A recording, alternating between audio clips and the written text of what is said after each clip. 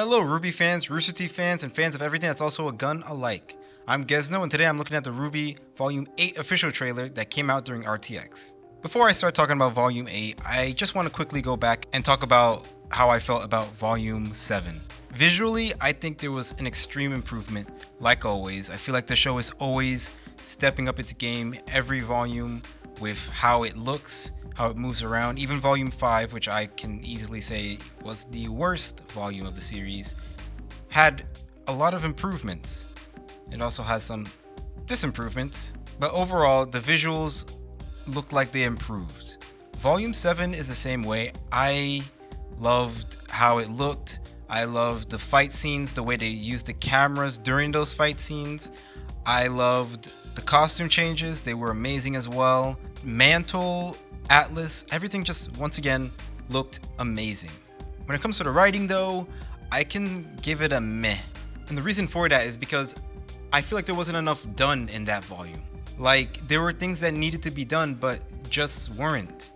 Blake, for starters, should have been more in the forefront, finally reaching Atlas, which like we've been picturing as this place that just showed the pinnacle of faunist racism. I feel like with all the criticisms about not seeing enough of that, I thought Rooster Teeth would focus a lot more on that in Volume 7 with them finally reaching Mantle and Atlas. Instead, we get one or two lines where faunist inequality is mentioned, and then after that, it's honestly, it's even worse than Back to Normal. Blake and Yang are just put in the background.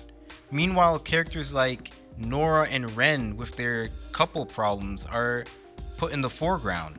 And if you watched my Legend of Korra comic review, which you should, shameless plug, I said that I felt like, for me at least, I don't know about other people, but when it comes to stories that should focus more on action, like an action anime like RWBY is supposed to be, romance should be put more in the background.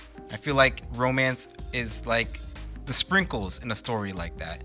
But for some reason we were so focused on Ren and Nora that I felt like we were missing out on character development for Blake and Yang, or character arc period for Blake and Yang. And I felt like that was one of the things that was lacking in this show. Also, the show didn't feel so flexible. I feel like we didn't explore as much as we should before dealing with Salem.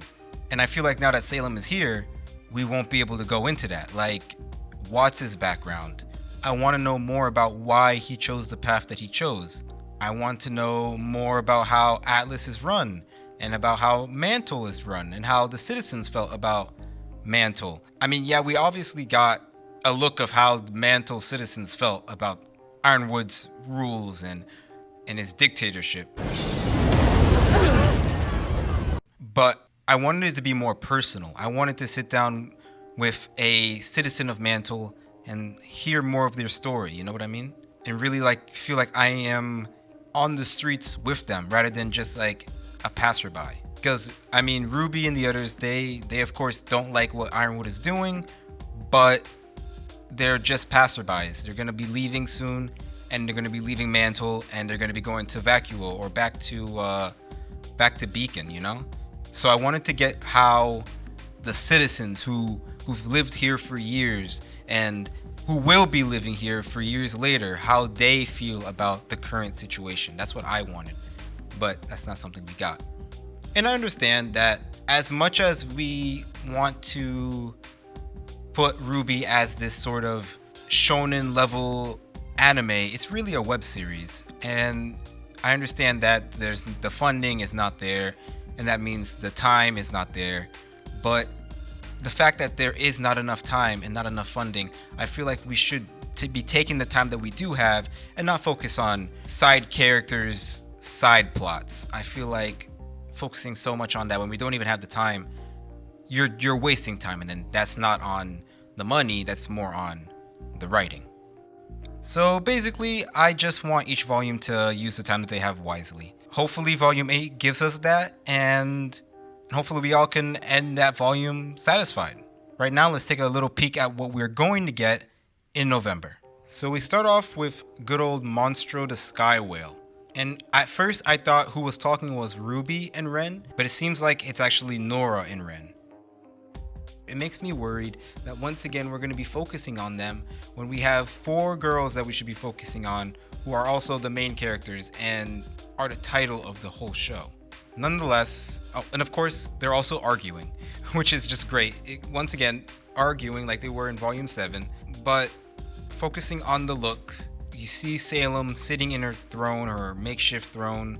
She seems to be covered in the red clouds that we saw at the end of Volume 7, which we're going to cover all of Mantle, but the trailers and also the sneak peeks that we got show that the sky is actually clear.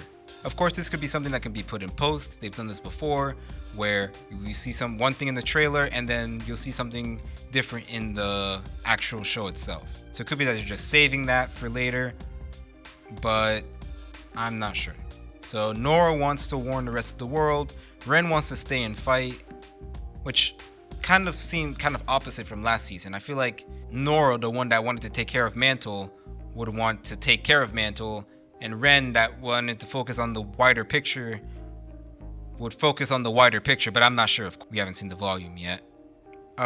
If you watched the sneak peeks, you would know that the team have split up again.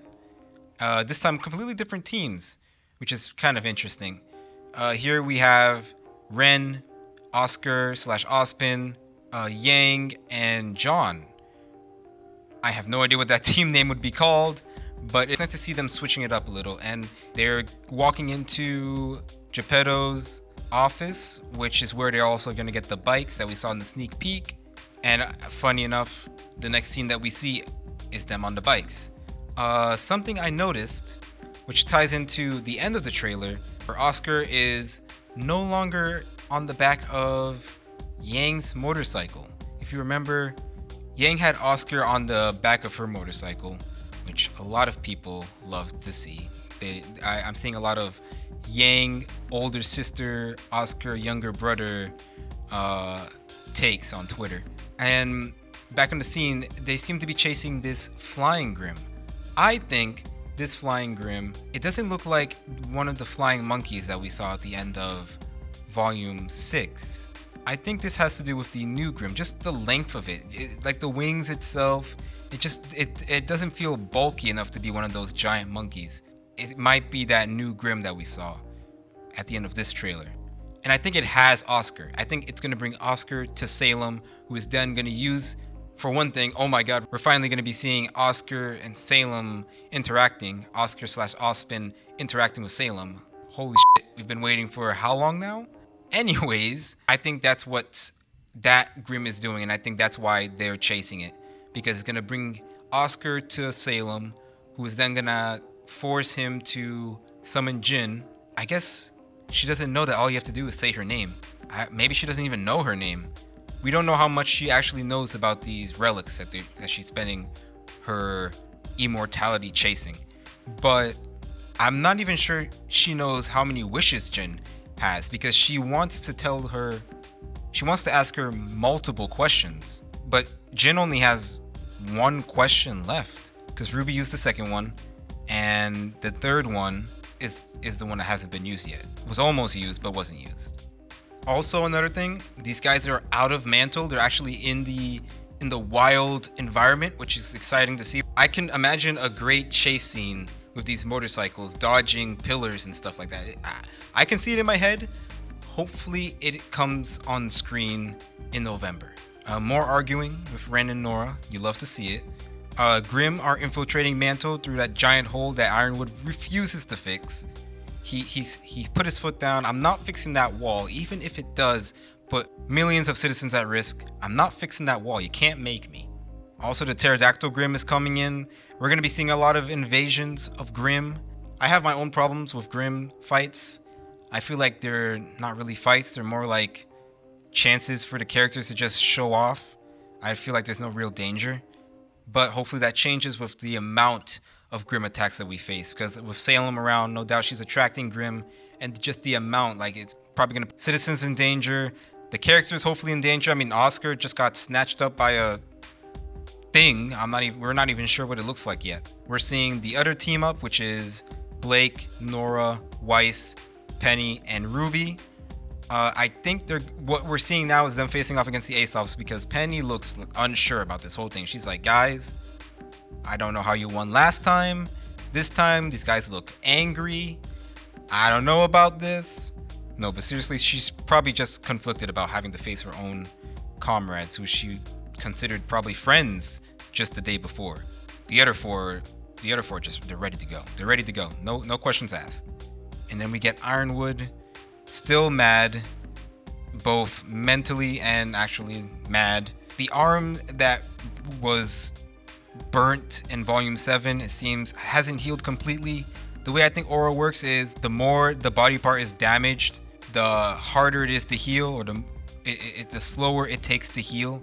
So I think he put his arm in this, or maybe he just chopped it off and just gave himself another robot arm, who knows. But I think he just put it in this healing unit. He's able to move his arm, maybe not as much as he's used to, but it seems like he's going to be able to use that arm again. And it seems like it's not 100% like it used to be.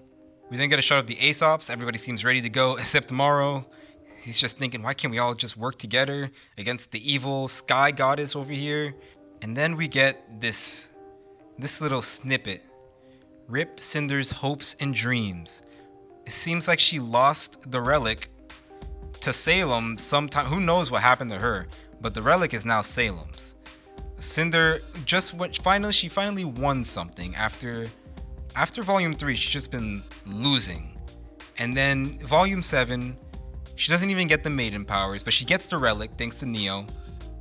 And then Volume 8, probably like the first episode, she loses it. Honestly, at this point, I feel bad for Cinder. Everybody hates her, but I feel like she can't even catch a break. I feel like we should just like help her out. Maybe some people on our side should go over to Cinder's side just to give her like an edge. You know what I'm saying? We get Penny with the maiden power, showing off her powers a little bit. I do hope in this volume she doesn't just automatically master these powers. Hopefully she has to do some training. I'm not talking about the training that Team RWBY had in Volume 7, because that was awful. I'm talking about actual, I was gonna say sweat inducing, but she's off the hook on that one. But just stress inducing training. Because if you look at any other anime, training isn't just playing with dodgeballs. It's actual hard work. So hopefully we see that with Penny, and we feel like she earned her godlike powers, you know? Honestly, she shouldn't even be able to master it this volume, but she should hopefully, you know, get a good grasp of it. And then we get that final little snippet of Salem saying that she has questions for Jin, but in order for her to use it, she needs to know the password. So she needs to get the last user, which was either, I mean, honestly, any of them would do. Even Maria would do if she was paying attention, which I'm sure she was. But I'm sure what we're gonna get for drama's sake is Oscar. So we're finally gonna get that interaction between Oscar Osman and Salem, which it's a long time coming, at least 5 years. And then we get a look at the newest Grimm, which looks really menacing and bulky. Once again, I have my problems with the Grimm. I would like this Grimm to be menacing and to bring out a sort of threat. We've seen that sometimes, you know, them having to work kind of hard. I just feel like it's recently Grimm have felt more like paper mache than actual threats, and I feel like a lot has to do with the new way that they look when they're destroyed, but also it just looks way too easy to take them out. Hopefully this will take some time and will like take some efforts, you know, and it'll feel like a battle, just the standard stuff. And it's coming out November 7th. So yeah, despite all my criticisms, I'm of course excited for this new volume. I'm always excited for another volume. It's just how I felt after Volume 7. I felt like they could have done more. And I felt like they didn't, and not because of time, but because, I don't know. It just, how it was written didn't really work with me. But like I said, the look of it was phenomenal as always. I can only imagine how it's gonna look now. I only see it going up when it comes visually. Visually, the series always goes up for me. So at least my eyes will be satisfied. Maybe not my ears or my brain. I'll go in with a positive attitude. both my brain and my eyes are going to be satisfied. I guarantee it. But that's pretty much it. I hope you guys enjoyed this little quick look into the teaser. I call it a trailer, but the video says teaser of Volume 8. I hope you enjoyed the video that you watched today. If you did, like the video. Once again, if you want to see more of my videos, subscribe. And I will see you next time. Thank you.